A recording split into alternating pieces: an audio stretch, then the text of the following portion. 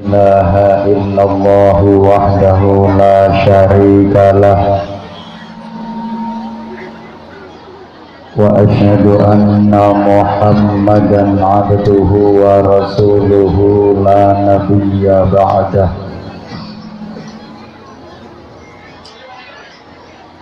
Allahumma salli wa sallim wa barik ala man fihi uswatun hasanah sayyidina wa maulana wa syafi'ina wa qudwatina wa uswatina wa habibina wa qurrati a'yunina Muhammadin sallallahu alaihi wasallam sahibi syafa'ah wa ala alihi wa ashabihi wa tabi'ina wa man tabi'a lahum bi ihsanin ila yaumil qiyamah.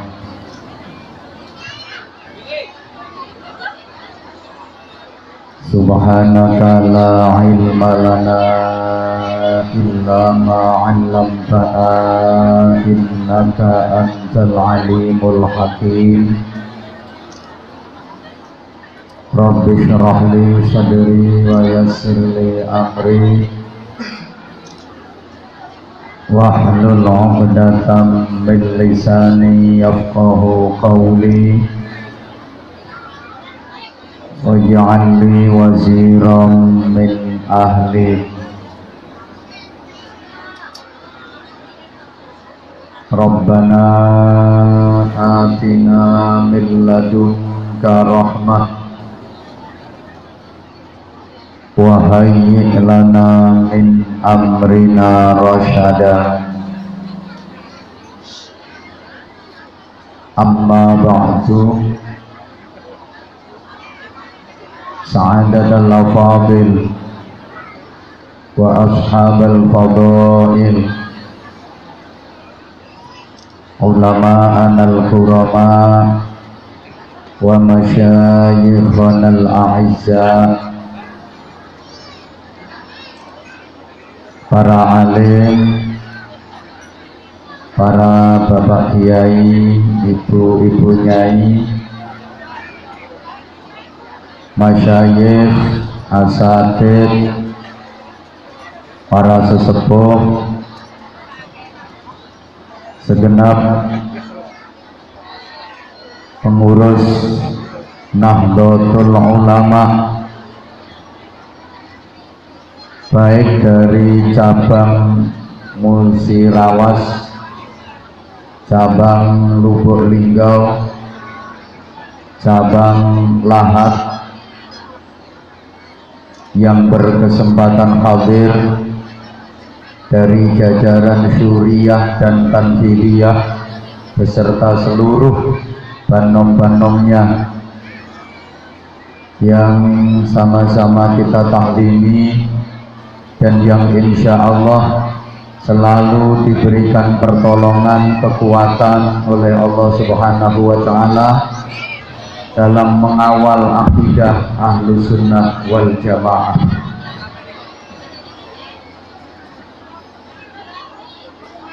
Pengasuh Pondok Pesantren Darussalamah, beliau Sayyidil Af Kiai Utsman Syafi'i dan Kiai Ali Syafi'i beserta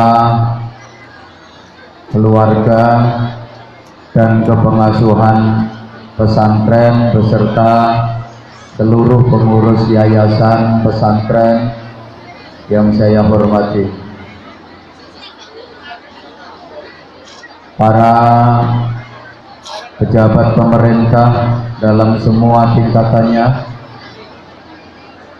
yang saya hormati, Bapak Bupati terpilih Kabupaten Musirawas yang insya Allah sebentar lagi akan dilantik bersama Forum Pimpinan Daerah Kabupaten Musirawas. Juga hadir utusan dari Bapak Bupati Lahat, yang saya hormati Bapak Camat bersama Forum Pimpinan Kecamatan, Bapak Kapolsek dan para anggota, Bapak Dan Ramil dan para anggota, para kepala desa dan tokoh-tokoh masyarakat yang saya hormati, terkhusus sahabat-sahabat Ansor, sahabat-sahabat Banser yang saya banggakan, bapak-bapak yang saya cintai, ibu-ibu yang dicintai suaminya masing-masing,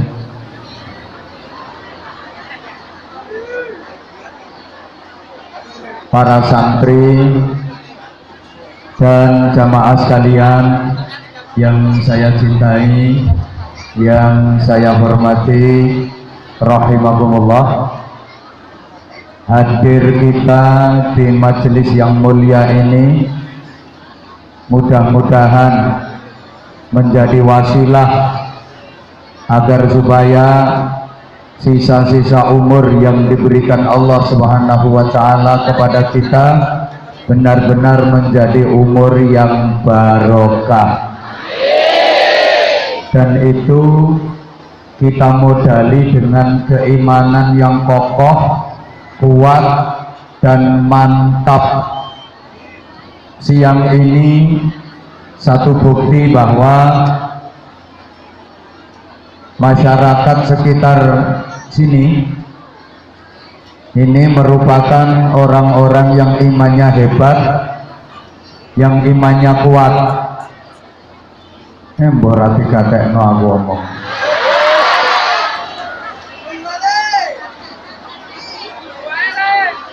Berdasarkan satu pernyataan dari Rasulullah Muhammad Sallallahu Alaihi Wasallam,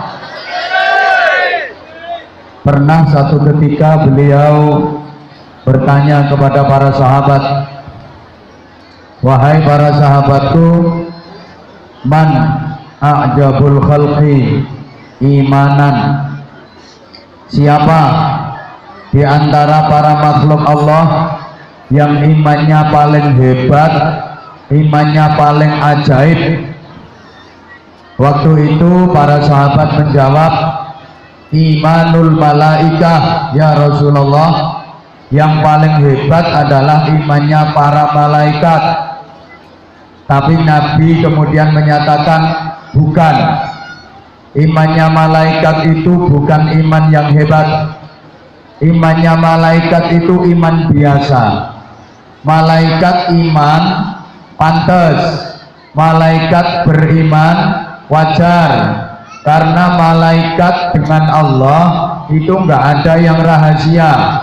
Malaikat tahu persis rahasia-rahasia Allah, malaikat tahu urusan-urusan Allah. Makanya kalau malaikat beriman itu wajar. Salah, bukan imannya malaikat yang paling hebat. Ayo, iman siapa? Lantas para sahabat menjawab, imanul anbiya wal mursalin, imannya para nabi dan para rasul itu yang paling hebat. Kata Rasulullah, bukan, para nabi, para rasul beriman itu pantas karena langsung mendapatkan wahyu dari Allah lewat malaikat Jibril. Jadi wajar kalau para nabi dan para rasul itu beriman. Bukan itu iman yang paling hebat. Lantas para sahabat menjawab, ya kalau begitu yang paling hebat ya imannya para sahabat. Kata Rasulullah, bukan, para sahabat iman itu ya pantas, karena setiap nabi, rasul mendapatkan wahyu dari Allah langsung disampaikan kepada para sahabat. Nah kalau sahabat yang langsung disampaikan wahyu dari Allah itu lewat para rasul kok nggak iman, itu namanya kebacut dan setelurut. Halo, aku didengerin apa enggak sih? Ayo, siapa iman yang paling hebat? Para sahabat waktu itu menjawab katok. Udah, kami nyerah ya Rasulullah, kami nggak tahu siapa imannya yang paling hebat. Nabi kemudian menjelaskan, walakin ajabul khalqi imanan qaumun yaji'una min ba'di yu'minuna bi wa lam yaruni ulaika ikhwani al-hadits kama qala. Ra ngerti ya wis. Salahe ra gelem ngrungokno. Akan tetapi sesungguhnya yang paling hebat imannya itu adalah kaum generasi yang datang setelah aku. Mereka tidak pernah berjumpa denganku, tidak pernah bertemu aku, tidak pernah melihat aku, tapi mereka mau beriman kepadaku, mereka mencintai aku, mereka melaksanakan ajaran-ajaranku, mereka menjalankan sunnah-sunnahku. Mereka lah imannya orang-orang yang paling hebat, termasuk warga masyarakat Musirawas. Bahkan Nabi melanjutkan pernyataannya, ulaika ikhwani, mereka itu bukan hanya saya akui sebagai umatku, tapi mereka tak anggap jadi sedulurku. Jenengan-jenengan ini aku jadi sedulure Kanjeng. Nah sekarang mari kita urut dunia ini. Yang imannya paling besar, paling banyak ya Indonesia, karena jumlah penduduk muslim terbesar di dunia ini adalah Indonesia. Betul? Berziarah ke makam Rasulullah tiap tahun paling banyak juga dari negara yang semangat dong. Zaman itu orang Indonesia, orang Afrika kok. Jumlah jamaah umroh, jumlah jamaah haji paling banyak juga dari negara Indonesia. Maka kita wajib bangga menjadi warga muslim muslimah Indonesia. Majelis-majelis taklim, pengajian-pengajian, majelis-majelis sholawat, majelis-majelis zikir, itu di dunia ini yang paling banyak juga di Indonesia.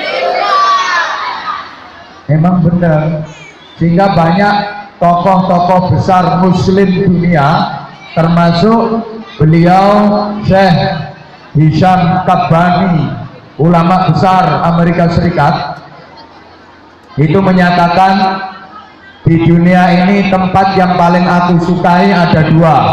Satu, Makkah, Madinah, karena di sana ada Ka'bah, di sana ada Rasulullah. Tempat yang kedua yang paling aku suka di dunia ini adalah Indonesia. Kenapa? Karena di Indonesia bertebaran majelis-majelis ilmu, tabligh akbar, pengajian-pengajian, majelis-majelis taklim, majelis zikir, majelis sholawat, dan itu memang benar. Indonesia ini luar biasa. Di mana-mana ngaji. Di jantung kota ngaji, di alun-alun ngaji, di gang-gang perkotaan ngaji, di pelosok-pelosok desa ngaji, di tengah hutan ngaji, di puncak gunung ngaji. Saya bisa bilang begitu karena wilayah Indonesia ini hampir semuanya sudah pernah saya parani.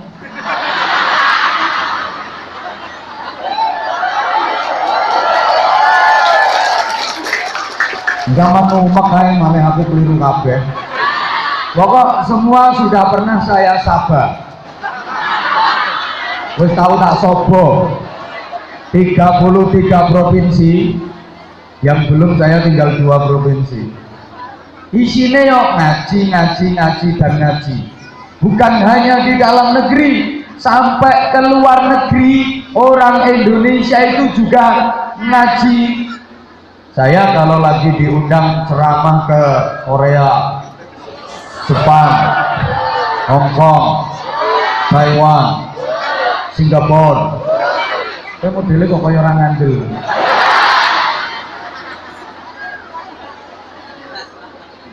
Itu Anda pikir saya ngaji sama orang-orang Korea, sama orang-orang Hong Kong, Taiwan? Ya aku juga iso bahasane, bro. Aku di sana ngaji tuh ya ketemu dengan orang-orang jemburis-jemburis ini. Yang saudara-saudara kita warga negara Republik Indonesia yang kerja di luar negeri, sampai di luar negeri pun masih bikin acara pengajian. Yang sudah tinggal di luar negeri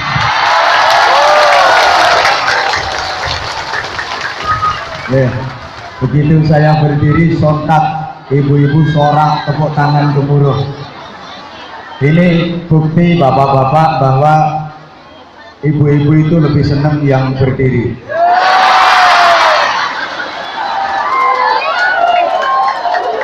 Maka bapak kalau kepingin lebih disenangi dan dicintai ibu-ibu harus kuat berdirinya.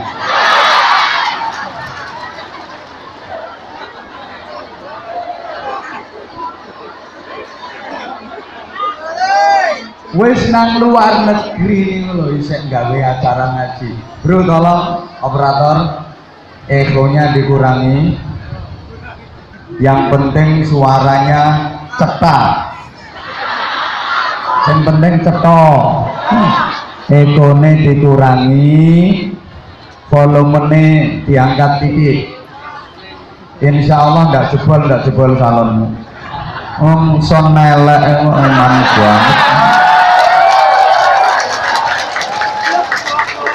Allahumma sholli ala Muhammad. Bertebarannya majelis-majelis ilmu, bertebarannya ngaji di Indonesia ini diibaratkan seperti bintang gemintang yang mengelilingi rembulan. Rembulannya siapa? Rasulullah Muhammad sallallahu alaihi wasallam. Karena Rasulullah pernah menyatakan, aku adalah pantulan cahaya matahari. Jika engkau silau memandang matahari, maka pandanglah aku agar mata hatimu tidak silau, karena aku adalah rembulan. Akunya aku Kanjeng Nabi, dudu aku Anwar Zahid. Jadi Rasulullah itu rembulannya. Jenengan-jenengan yang hadir di sini adalah bintang gemintang yang mengelilinginya, walaupun burek-burek.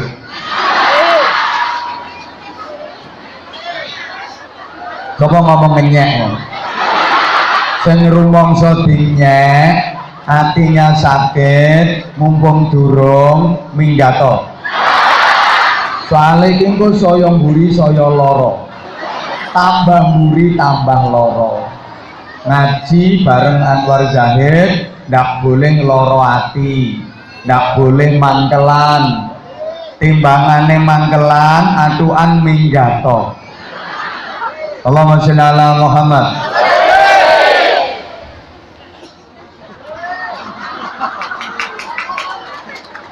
Lah sumbernya keimanan dan sumbernya ngaji itu ya di pesantren. Pesantren sebagai penerus estafet perjuangan Rasulullah sallallahu alaihi wasallam. Rumah kita dalam rangka i'la'i kalimatillah allati hiyal ulya. Yang diyakini di Indonesia ini ya paham ahlus sunnah wal jamaah. Kita kalau ingin jadi orang yang benar itu harus mencontoh dan meneladani Rasulullah sallallahu alaihi wasallam. Bahkan Bapak Ibu saudaraku jamaah sekalian, Rasulullah itu sarana bagi kita agar kita mendapatkan cintanya Allah. agar kita mendapatkan ampunannya Gusti tersirat dalam pesan suci Al-Quran. Qul in kuntum tuhibbunallaha fattabi'uni yuhibbukumullahu wa yaghfir lakum dunubakum wallahu ghafurur rahim.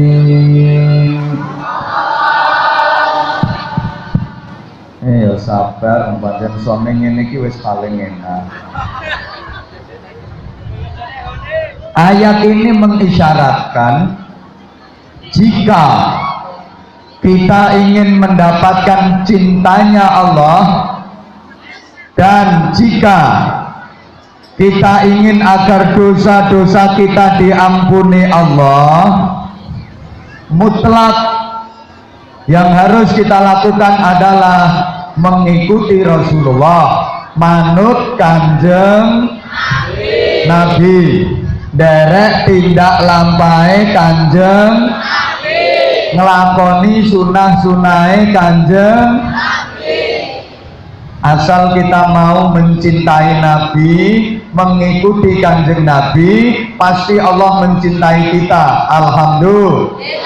Tapi kalau kita mengingkari kanjeng Nabi, kalau kita menentang kanjeng Nabi, yang kita dapat adalah murka dan laknat Allah. Na'udzubillah min. Gambaran sederhananya seperti ini, ibu-ibu dan mbak-mbak yang ayu-ayu. Misalnya ibu, Anda kepingin disayang mertua, kepingin dicintai mertua, itu ndak harus kok tiap hari kasih duit ke mertua, kasih buah, kasih oleh-oleh macam-macam. Ndak harus seperti itu. Ada cara yang lebih mudah dan praktis agar ibu disayangi mertua. Bagaimana? Gampang Bu. Itu loh Bu, anaknya mertuamu yang menjadi suamimu, yang sering mengeloni dirimu, layani dengan pelayanan terbaik, ladenono sing apik. Asal suamimu, anak mertuamu itu jenengan ladeni dengan baik, otomatis mertuamu jatuh hati kepadamu, cinta dan sayang kepadamu. Menantuku pinter banget kamu, aku sayang sama kamu, aku seneng punya menantu kamu, anakku kau layani dengan baik, anakku bahagia hidupnya. Buktinya sekarang tubuhnya makin gemuk, biyen kuru saiki lemu, berarti hatine ayem. Matur suwun Nduk mantuku, cinta yang pernah kuberikan kepada anakku kau teruskan dalam bingkai cinta kasih sayang dalam rumah tanggamu. I love you mantuku. Kalau Anda mencintai Rasulullah, mengikuti sunnah-sunnah Rasulullah, menjalani perilakunya Rasulullah, maka otomatis Allah akan mencintai jenengan. Sebaliknya, ibu, mertua tiap hari dikasih duit, dikasih buah-buah, dikasih oleh-oleh macem-macem, tapi anaknya mertua yang jadi suamimu nggak dilayani dengan baik, malah digetaki wae, dicelatu bendino, nanti awake tambah kuru, tambah kuru, tambah kuru, tambah kuru, sampai kopi ae lodok, kuru sandas-ndase. Moro tuamu mesti nesu, mesti marah-marah. Awakmu ku mantu model apa? Menantu macam apa kamu? Anakku kamu apain? Dulu gemuk sekarang kok kurus kering. Nanti kopi ae lodok. Miki jelas kakek mbok celatu iki. Lah nek mbok terus-terus nang ngene anakku ndase iso kimpes tenan. Suwe-suwe ndase karek kuping tok. Aku ra keduga duwe mantu kaya dapuramu. Ketika Anda tidak mencintai Nabi, tidak mengikuti sunnah-sunnah Nabi, maka Allah pun akan membenci Anda, Allah akan melaknati Anda. Na'udzubillah min. Allahumma sholli ala Muhammad. Nah sekarang persoalannya, bagaimana cara mencontoh Nabi? Bagaimana cara mengikuti Nabi? Sedangkan kita nggak pernah berjumpa dengan Nabi. Kalau zaman ini nggak tahu ketemu kanjeng Nabi, orang menangi kanjeng karena Rasulullah sudah wafat. Bagaimana cara menirunya? Kan repot. Mbok dikatain nombor apa aku ngomong anggap siaran radio. Lah kalau jenengan disuruh nyontoh Pak Camat, Pak Camat Rawo. Betul? Ya wes, jenengan kon nyontoh Pak Kapolsek, gampang. Wong sering melihat Pak Kapolsek, sering ketemu Pak Kapolsek. Oh Pak Kapolsek begitu, aku tak tiru. Oh Pak Kapolsek melakukan ini, aku tak nyontoh. Gampang, wong Pak Kapolsek urung mati.